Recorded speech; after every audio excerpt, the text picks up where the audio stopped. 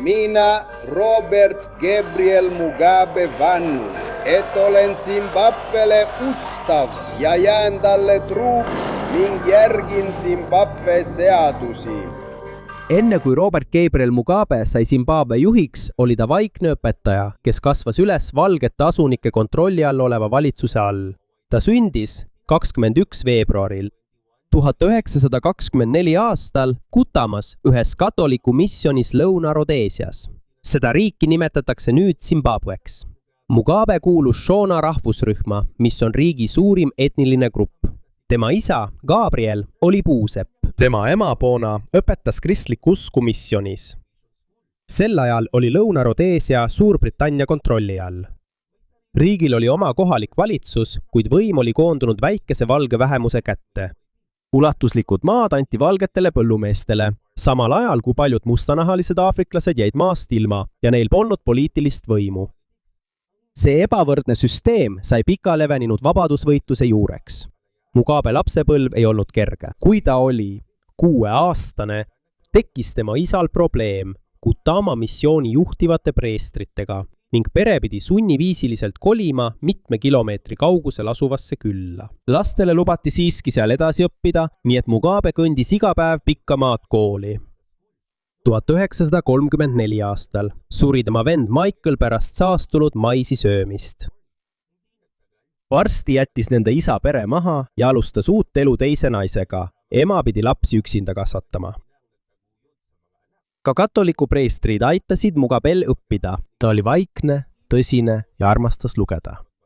Tal polnud palju sõpru ning ta liitus harva teiste laste mängudega. Kuid ta oli koolis väga tubli ja tuntud kui distsiplineeritud õpilane. Üks preestritest, kes teda õpetas, rääkis talle Iirimaa võitlusest Suurbritanniast vabanemise nimel. See võis aidata Mugabel kujundada oma vaateid koloniaalvõimu kohta. Kuid nooruses keskendus ta rohkem haridusele kui poliitikale. Aastal 1941 alustas ta õpetajaks õppimist Kutama kolledžis. Ta sai oma õpetajadiplomi 1945 aastal. Järgmistel aastatel õpetas ta erinevates koolides Lõuna-Rhodeesias ja Põhja-Rhodeesias, mida nüüd nimetatakse Zambiaks.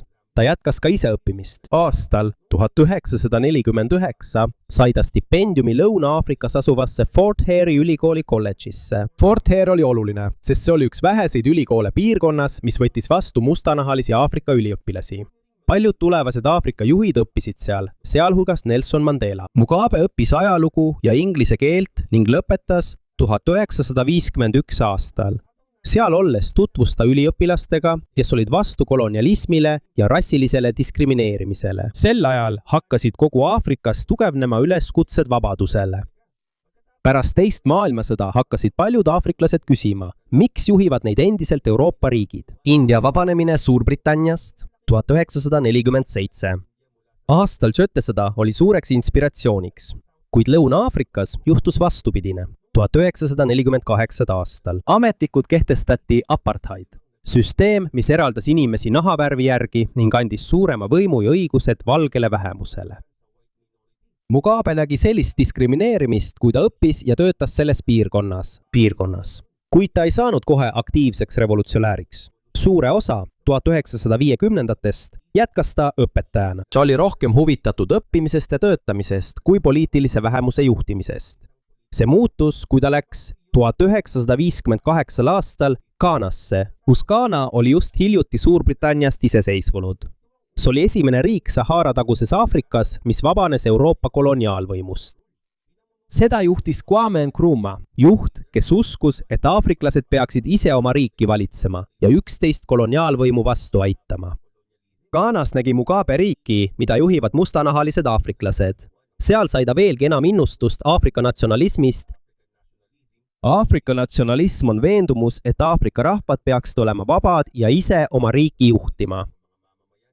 Marksism seevastu on poliitiline ja majanduslik veendumus, mis on vastu suurtele erinevustele rikaste ja vaeste vahel ning rõhutab ühiskonna kontrolli maa ja oluliste ettevõtete üle. Ghanas kohtus Mugabega Sally Haifroniga, õpetajaga, kellest sai tema esimene naine ja poliitilise võitluse kaaslane. 1960. 1900 aastal naasis Mugabe Lõuna-Rhodeesiasse. poliitiline olukord oli siis juba pingelisem. 3 aastat enne seda asutas Joshua Nkomo Lõuna-Rhodesia Aafrika Rahvuskongressi. Selle eesmärk oli lõpetada valgete vähemuse võim ja anda mustanahalisele enamusele tõeline valimisõigus. Kuid 1959 aastal keelas valitsus selle rühmituse. See asendati Rahvusliku Demokraatliku Parteiga, uue organisatsiooniga, mis jätkas üleskutset enamuse võimule. Oma sõbra Leopold Takavira abiga liitus Mugabe parteiga. Ta oskas hästi rääkida ja kirjutada. Kuna ta oli õpetaja ja väga haritud, märkasid rahvusliku liikumise juhid teda kiiresti. See oli tema muutumise algus. Vaiksest õpetajast aktiivseks koloniaalvalitsuse vastaseks. Kuid mida tugevamaks muutus vabaduse nõudmine, seda karmimaks muutus valgetest juhitud valitsus ja rahumeelse poliitilise kampaania asemel viis võitlus järk-järgult vangistamiseni, relvastatud mässuni ja pikale sõjale tulevase Zimbabwe riigi nimel. 1960. alguseks muutus Robert Mugabe aktiivsemaks liikumises, mis nõudis vabadust ja mustanahalise enamuse võrdseid valimisõigusi, kuid valgetest juhitud valitsus keelas korduvalt rahvuslikud parteid. Kui 1961 aasta lõpus keelustati Rahvuslik Demokraatlik Partei, selle juhid aitasid moodustada Zimbabwe Aafrika Rahvaliidu ehk ZAPU. Seda juhtis Joshua Nkomo, samal ajal kui Mugabe sai avalike suhete sekretäriks. Tema ülesandeks oli selgitada avalikkusele partei eesmärke ja tugevdada selle toetust. Samal ajal muutus valitsus veelgi karmimaks. 1962 aastal valimistel võitis Rhodesia rinne, parempoolne partei, mis esindas valgete huve. Tol ajal oli väga vähe mustanahalisi aafriklasi, kellel oli lubatud hääletada. Seega, kuigi nad moodustasid elanikkonnast suure enamuse, oli poliitika siiski endiselt valge vähemuse kontrolli all. Maa ja olulised ettevõtted olid samuti valge vähemuse käes. ZAPU sees tekkisid samuti lahkhelid. Nkomo soovis jätkata poliitilise surve ja läbirääkimistega, kuid Mugabe ja mõned tema kaaslased uskusid, et valitsus ei anna enamusvõimu rahumeelselt ära. Seetõttu lahkusid nad 1963 aastal ja moodustasid Zimbabwe Aafrika Rahvusliku Liidu ehk ZANU. Nüüd olid 2 peamist rahvuslikku rühmitust erinevad. Nkomo jäid ZAPU juhiks, samal ajal sai Mugabest ZANU peasekretär. Mõlemad tahtsid lõpetada valge vähemuse võimu, kuid nende juhtimisstiilid olid erinevad. Sõjaline organisatsioon ja peamine etniline toetus. ZANU oli tugevam Shona rahva seas, samas kui ZAPUl oli tugevam toetus NDP-le hulgas. See lõhe põhjustab suuri probleeme ka pärast riigi iseseisvumist. Varsti arreteeriti Mugabe tema poliitiliste kõnede ja vastuseisu tõttu valitsusele. 1964 aastal mõisteti talle vanglakaristus uute kinnipidamiskorralduste alusel ning ta viibis vanglas peaaegu 11 aastat, kuni vabastati alles 1974 aasta novembris. Kui Mugabe oli vangis, muutus Lõuna-Rhodesia täielikult. 1964 aastal Britannia lubas 2 Lõuna-Rhodesia naabruses asuval koloonial iseseisvuda. Põhja-Rhodeesiast sai Zambia, samal ajal kui Nyasalandist sai Malawi. Nendes 2 riigis mustanahaline enamus sai õiguse juhtida uut valitsust. Kuid Lõuna-Rhodeesias oli olukord teistsugune. Siin kontrollis valitsust väike valgenahaliste vähemus, sõjaväge ning suurt osa maast ja äridest. Kuigi mustanahalisi aafriklasi oli elanikkonnas rohkem, oli vaid vähestel neist õigus hääletada ja neil polnud poliitikas peaaegu mingit võimu. Briti valitsus oli samuti valmis andma Lõuna-Rhodeesiale iseseisvuse, kuid selleks oli üks tingimus. Kõigepealt pidi seal olema valitsus, mis tõeliselt esindab mustanahalist enamust. Kuid peaminister Ian Smith ja tema valgetest juhitud valitsus ei tahtnud seda tingimust vastu võtta. Nad kartsid, et kui mustanahalisele enamusele antakse võrdsed hääleõigused, kaotavad nad kontrolli riigi üle. Seetõttu 11. novembril 1965 Ian Smith kuulutas Lõuna-Rhodeesia iseseisvaks Suurbritanniast, kui ta tegi seda ilma Briti valitsuse loata. See tähendab, et Smith kuulutas iseseisvuse välja selleks, et valge vähemus saaks võimu säilitada, mitte selleks, et anda juhtimine enamusele kodanikest. Selle tõttu ei tunnustanud Suurbritannia ega suurem osa rahvusvahelisest kogukonnast seda, Rhodeesia uut valitsust. See oli ka üks peamisi põhjuseid, miks relvastatud konflikt riigis veelgi teravnes. Sellest hoolimata nimetati Smithi tehtud ühepoolseks iseseisvusdeklaratsiooniks ehk UDI-ks. Samuti muudeti Lõuna-Rhodeesia nimi Rhodeesiaks. Suurbritannia ja suur osa rahvusvahelisest kogukonnast ei tunnustanud seda deklaratsiooni. Nad kehtestasid ka sanktsioonid Rhodesia valitsuse vastu. Sel ajal elas riigis üle 4 miljoni mustanahalise aafriklase. Samal ajal oli valgeid asunikke vaid umbes 200 000. Kuid väike valge vähemus kontrollis endiselt valitsust ja suurt osa parimast maast. Selle tõttu laienes relvastatud konflikt, mida nimetatakse Rhodesia põõsasõjaks. Paljud Zimbabwe elanikud nimetavad seda ka teiseks Chimurengaks, mis tähendab teist vabadusvõitlust. Zanul ja Zapul oli kummalgi oma sõjaline tiib. Zanu sõjaline tiib oli Zimbabwe Aafrika rahvusliku vabastusarmee ehk ZANLA. Enamik selle võitlejatest olid shoonad ja see sai toetust Hiinast. Zapu sõjaline tiib oli Zimbabwe rahvarevolutsiooniline armee ehk ZIPRA. Enamik selle võitlejatest olid Ndebeled ja seda toetas Nõukogude Liit. Mõlema grupi vastasteks polnud ainult valitsusväed. Neil tekkis omavahel ka rivaalitsemine ja vastasseis. Sõja alguses oli Rhodesia sõjavägi tugevam. Neil olid kaasaegsed relvad, tõhus õhuvägi ja toetus Lõuna-Aafrika apartheidivalitsusel. Sel ajal kontrollis Portugal ka Mosambiiki, mistõttu oli geriljadel raskem kasutada idapiiri turvalise baasina. Samal ajal jäi Mugabe koos teiste natsionalistlike juhtidega vanglasse. Tingimused kinnipidamiskeskuses olid rasked, kongid olid ülerahvastatud ja mõned vangid magasid põrandal. Kuid Mugabe kasutas aega õppimiseks ja teistele vangidele õpetamiseks. Ta omandas kraade Londoni ülikoolist kaugõppeteel. Nende hulgas oli ka õpetajakraad. Ta omandas kraade Londoni ülikoolist kaugõppeteel. Nende hulka kuulusid ka ajalugu ja õigusteadus. Samuti suutis ta õpetada. Nad said saata sõnumeid oma toetajatele väljaspool vanglat tänu kaastundlikele valvuritele. Seega, isegi vangistuses olles, säilitasid nad mõju oma liikumise suunale. Kui Robert Mugabe vabastati 1974 aasta novembris, võitlus oli juba äge ja Zanu oli lõhestunud. Tollane peamine juht Ndabaningi Sitole oli avatum läbirääkimistele ja üleminekuvalitsusele. Robert Mugabe uskus aga, et relvastatud võitlust ei tohiks lõpetada enne, kui mustanahaliste enamusvalitsus on saavutatud. Järk-järgult sai ta suure osa Zanu ja selle sõjalise tiiva ZANLA toetuse. 1975 aastaks Mugabe oli juba suurema fraktsiooni, tuntud kui Zanu Patriotic Front ehk Zanu PF, peamine juht. Samal ajal toimus Mosambiigis suur muutus. Portugal lõpetas oma valitsemise ja Mosambiik sai iseseisvaks 1975 aastal. Uus valitsus seal toetas Aafrika rahvuslikku liikumist. Kuna Mosambiigil oli pikk piir Rhodesiaga, said ZANLA endale paremad võimalused väljaõppeks, varustuse ja võitlejate sisenemiseks riiki. Mosambiigist aitas Mugabe juhtida tugevnevat sissisõda. 1976 aastaks oli Rhodesia valitsus sunnitud laiendama ajateenistust valgete kodanike seas. Kuid mida rohkem sõdureid nad saatsid, seda enam süvenes riigi diplomaatiline isolatsioon. Ameerika Ühendriigid, Suurbritannia ja isegi Lõuna-Aafrika survestasid Ian Smithi tunnistama, et valgete vähemuse võim ei saa igavesti kesta. Paljud valged roodeslased hakkasid samuti lahkuma hirmu, ajateenistuse ja tuleviku ebakindluse tõttu. Samal ajal tugevdas Mugabe veelgi oma kontrolli Zanu üle. See protsess ei kulgenud rahumeelselt. Liikumise sees arreteeriti, eemaldati ja tõrjuti kahtlustatavaid rivaale. 1979 aasta lõpus Josia Tungugara, ZANLA mõjukas komandör, hukkus autosõnnetuses Mosambiigis. Tema surma kohta tekkis palju kuulujutte, kuid pole kindlaid tõendeid, et Mugabe oleks lasknud ta tappa. 1970-ndate lõpuks oli selge, et Rhodesia valitsus ei suuda enam lihtsalt võita.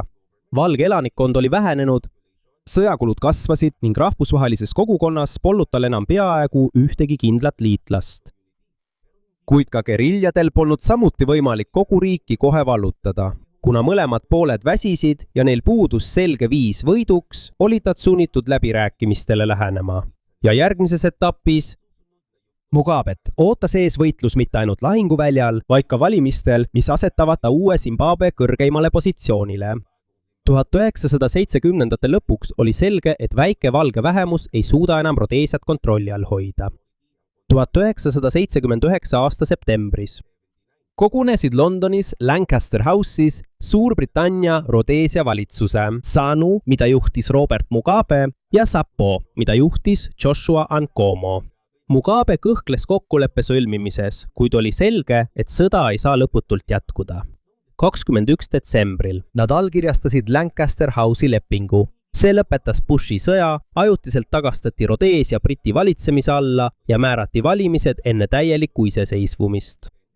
Kompromissi osana ajutiselt eraldati valge vähemuse jaoks 20 kohta 100-kohalises parlamendis. Nende maad kaitsti samuti ajutiselt uue valitsuse sundvõõrandamise eest. 1980 aasta veebruaris ZANU-PF võitis 57-80 parlamendikohast, mis olid ette nähtud mustanahalisele enamusele. Selle tulemusena sai Mugabest uue Zimbabwe esimene peaminister. 1980. Aasta 18. aprillil riik saavutas ametlikult iseseisvuse ja valge vähemuse valitsemine lõppes. Alguses kutsus Mugabe üles leppimisele. Ta ütles, et tavaliste valgete Zimbabwe elanike vastu ei tohiks kätte maksta. Ainult nende nahavärvi tõttu. Ta jättis ametisse ka mõned endised valitsusametnikud, mingi ei võtnud kohe ära suuri talusid, mis kuulusid valgetele maaomanikele. See oli oluline, sest kaubanduslik põllumajandus oli üks riigi suurimaid toidu, töökohtade ja ekspordituluallikaid. Iseseisvuse esimestel aastatel laiendas valitsus kiiresti ka haridust ja tervishoidu. Ehitasid palju koole ja tervisekeskusi. Rohkem lapsi sai koolis käia, kirjaoskus kasvas ning vaktsiinide ja esmatasandi arstiabi kättesaadavus laienes. Need programmid olid mõned Mugabe valitsemise algusaja suurimad saavutused, kuid nende saavutustega koos hakkasid ilmnema ka probleemid. Valitsus kulutas palju raha. Võlad kasvasid ja korruptsioon levis ZANU-ZANUFi sees. Veelgi hullem oli lahkheli Mugabe, ZANU-ZANUFi ja Joshua Nkomo ZAPU vahel.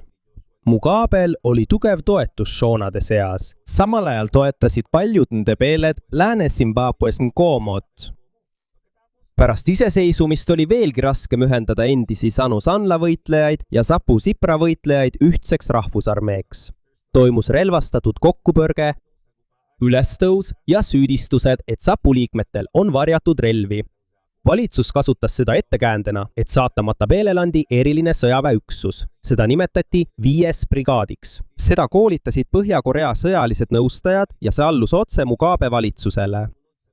1983 aastal see alustas operatsiooni nimega Kukurahundi.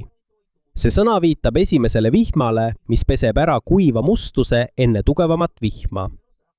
Kuid tegelikus operatsioonis ei sihitud ainult relvastatud mässulisi. Paljud tavalised Ndebele tsiviilisikud arreteeriti, piinati, sunniti oma kodudest lahkuma või tapeti. Kogu kogukonda peeti Mugabe vastaste toetajateks. Hukkulute täpne arv ei ole teada, kuid inimõiguste raportite kohaselt tapeti tuhandeid inimesi ja ohvrite arv võis aastatel 1982 kuni 1987 ulatuda umbes 20 000. See ei olnud lihtsalt sõjaline operatsioon mõne mässulise vastu. Seda kasutati ka ZAPU nõrgestamiseks ja opositsiooni Mugabe poliitiliste vastaste purustamiseks. 1987 aastal Joshua Nkomo oli sunnitud allkirjastama ühinemislepingu. Selle kokkuleppega ühendati ZAPU ja ZANU-PF. Nkomost sai valitsuse liige, kuid ZAPU kadus peaaegu iseseisva opositsiooniparteina. Samal aastal muudeti ka põhiseadust. Peaministri ametikoht kaotati ja Robert Mugabest sai täidesaatev president. Presidendina oli tal valitsuse juhtimine enda käes, sõjavägi ja suur osa teistest institutsioonidest. Vaid 7 aasta jooksul pärast iseseisvuse saavutamist Mugabe kuvand muutus. 1980 aastal nägid paljud teda kui vabadusvõitlejat, kes lubas riigi ühendada. Kuid 1987 aastaks oli selge, et ta kasutab sõjalist vägivalda, hirmu ja põhiseaduse muutmist, et eemaldada vastased ja tugevdada oma võimu. Ja sellest alates muutus endine vabadusvõitlus järk-järgult Mugabe võitluseks võimul püsimise nimel. 1990-ndateks oli Robert Mugabe ja ZANU-PF täielikult kontrollinud Zimbabwe poliitikat. Rahvusvahelisel areenil tunti teda endiselt kui endist vabadusvõitlejat ja Lõuna-Aafrika apartheidi julget kriitikut. aga Zimbabwe sees süvenesid korruptsioon ja tööpuudus järjest enam, valitsuse võlad ja tööpuudus. 1992 aastal tema esimene abikaasa Sally suri neeruhaiguse tõttu. Hiljem abiellus Mugabe Grace Marufuga. Neil oli juba suhe ja lapsed, kui Sally veel elas. Grace sai samuti võimukaks saanud PF-is. Ta sai tuntuks oma luksusliku eluviisi ja kalli ostlemise poolest ajal, mil paljud tavalised Zimbabwe elanikud kannatasid vaesuse käes. 1998 aastal Mugabe saatis tuhanded Zimbabwe sõdurid Kongo Demokraatlikku Vabariiki. Nad toetasid president Laurent Kabila valitsust, mässuliste ja välisjõudude vastu.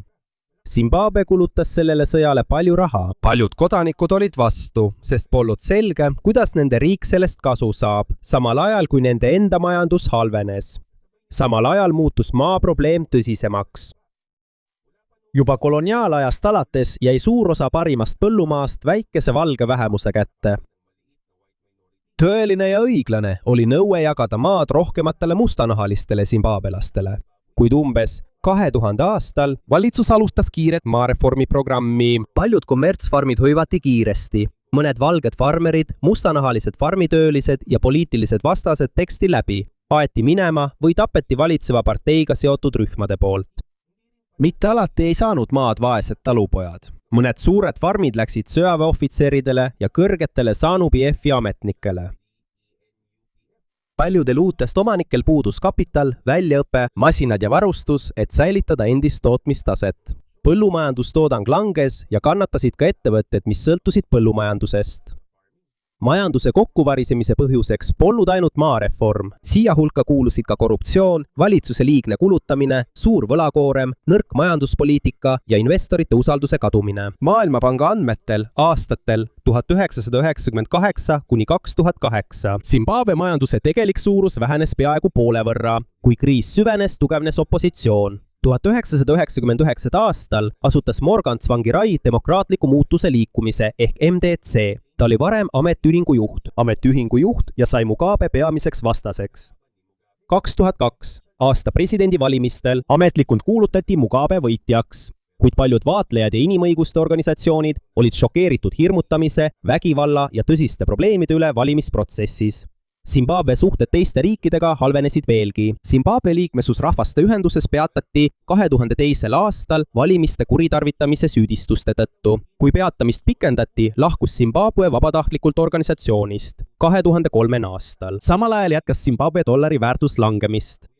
Suurte kulude katteks ja võlgade tasumiseks trükkis Zimbabwe keskpank väga palju uut raha. Kui ringluses on liiga palju raha, kuid vähe kaupu, tõusevad hinnad kiiresti. See viis hüperinflatsioonini. Oli aegu, mil hinnad muutusid vaid mõne tunni jooksul. Inimeste palgad, pensionid ja säästud kaotasid oma väärtuse. Valitsus andis välja pangatähti, mille väärtus oli miljardites ja triljonites. Kuid isegi kui rahatähtedel olid väga suured numbrid, sai nende eest osta vaid väga vähe. 2009. aastaks Zimbabwe dollarit peaaegu enam ei kasutatud ning riik hakkas rohkem lootma välisvaluutale nagu Ameerika Ühendriikide dollar ja Lõuna-Aafrika rand. Maailmapanga andmetel hävitas hüperinflatsioon inimeste säästud ja normaalse äritegevuse. Kriisi keskel toimus presidendivalimised 2008. aasta märtsis. Morgan Tsvangirai sai esimeses voorus rohkem hääli kui Mugabe, kuid ta ei saanud üle 50% häältest. Seega oli vaja teist vooru, ehk valimiste kordusvooru. Pärast seda suurenesid rünnakud MDC toetajate vastu. Human Rights Watchi andmetel toimus organiseeritud vägivald, piinamine ja hirmutamine, milles osalesid julgeolekujõud ja ZANU-PF-i toetajad. Vägivalla tõttu loobus Tsvangirai kordusvoorust. Mugabe jäi ainsaks peamiseks kandidaadiks ja kuulutati võitjaks. Kuid paljud ei tunnistanud valimisi vabade ja õiglastena.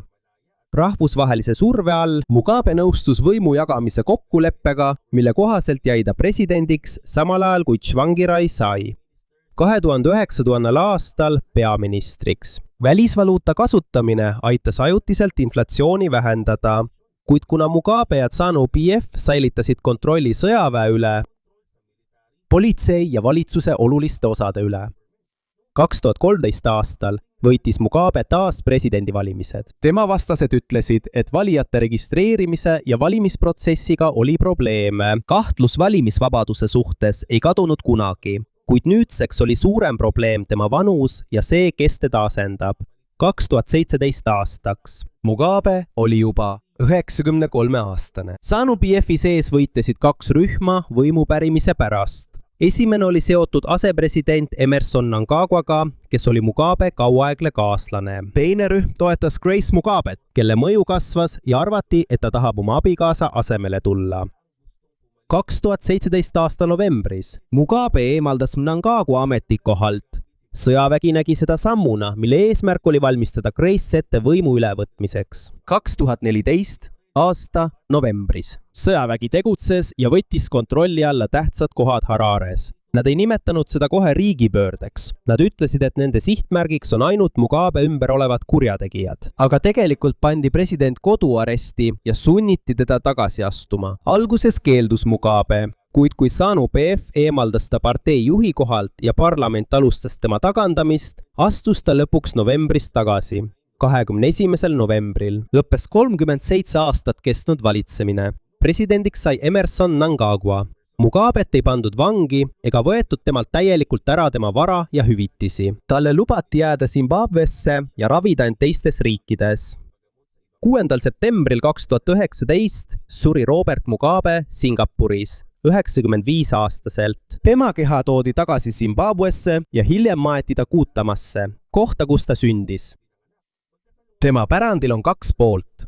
Oma elu esimeses osas aitas ta lõpetada valge vähemuse valitsemise ja süsteemi, mis keelas mustanahalisele enamusele maa ja poliitilised õigused. Iseseisvuse esimestel aastatel tema valitsus laiendas ka haridust ja tervishoidu, kuid ta ei kasutanud seda edu tugeva ja demokraatliku riigi ülesehitamiseks. Ta nõrgestas opositsiooni, kasutas sõjalist vägivalda, hoidis võimu peaaegu 4 aastakümmet ja lasi korruptsioonil ja majanduse väärjuhtimisel levida. Õiglane on soov parandada ebaõiglast maaomandit, kuid selle vägivaldne, kaootiline ja poliitiline elluviimine viis tootmise languseni ja raskendas miljonite inimeste elu. Selle tõttu Robert Mugabet ei saa vaadata ainult kui vabadusvõitlejat. Ta on ka selge näide sellest, kuidas võid muutuda juht, kes võitles rõhuva süsteemi vastu. Ja hiljem rajas ta omaenda rõhuva valitsuse. Ta aitas Zimbabwel vabaneda valge vähemuse võimust, kuid oma pikaajalise keeldumisega võimust loobuda sai temast ka üks põhjustest, miks riik ei saavutanud täielikut vabadust, arengut ja demokraatiat, mille eest riik oli kaua võidelnud.